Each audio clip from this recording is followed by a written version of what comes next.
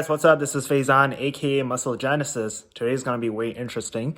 We're going to react, or I'm gonna give you my reaction to Surah Naziat, which is a Quranic recitation of a Imam called Sheikh Rad al-Kurdi. Now, a little background before going too much on it. I'm actually a Hafiz al-Quran. For those of you who don't know, in Islam, there's a tradition of memorizing the Quran to preserve the sacred text.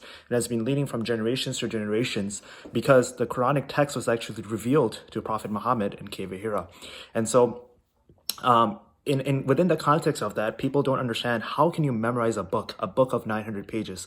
And it's actually interesting because the Arabic is not a native language for a lot of people, including myself. I grew up in a household that we spoke Urdu and Gujarati. So a couple of amazing complexity factors is that there are millions of kids, almost 5 million kids that memorize the Quran every day or every year. And the Quran is a very sacred revelation because it's almost a lineage. It's the sacred bond between the master and or this teacher and the student, where the Quran was revealed and you memorized it word to word, letter to letter, in order to preserve it in your heart.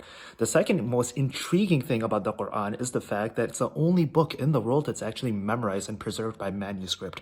So that is some of the background before you guys go into it. Now, I'm going to show you Sheikh Rad al-Kurdi's, which had 14 million views on YouTube, and I'm going to give you some reaction of what he's trying to say. The Quran is a very emotional tool for people, the people that are Hufaz, including myself. When we read prayer, there's a lot of emotion inside us because we, at times, understand what God is telling us or what is the message behind the context. And it's eye-revealing. It's eye-revealing that it reveals so much about human nature, whether it's lust, greed, fear, heartbreak, love, relationships with parents, relationship with families. And so these parables are implemented in this recitation.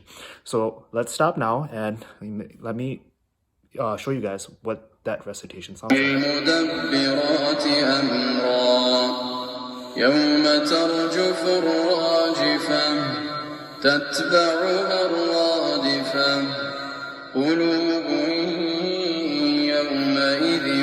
So he says the verse قُلُوبٌ يَوْمَئِذٍ وَاجِفَةٌ, and the literal translation is he's talking on the context of the day of judgment, where the hearts that day will tremble. So people take death very sentimentally as a human, but they don't understand the consequence, the ramifications of living a bad life. And I don't mean like the life, a personal life. I'm very much individualistic and liberated in my own spirit. But how did I live my life? That when I'm raised from the death, what would be the feelings?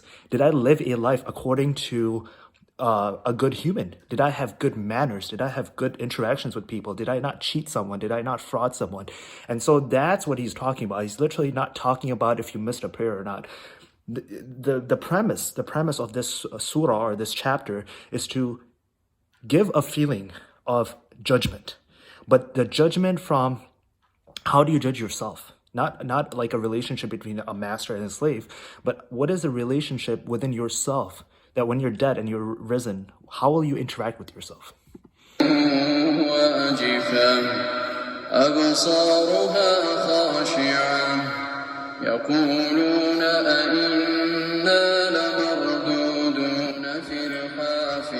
يَقُولُونَ إِنَّ لَمَرْدُودُونَ فِي الْحَافِرَةِ. And this is a challenge that Allah says in the Quran all the time, that we're brought back to life. And it's because when the Quran was revealed to the Quraysh or to the Meccan tribe, they did not believe that they would be held accountable for their deeds.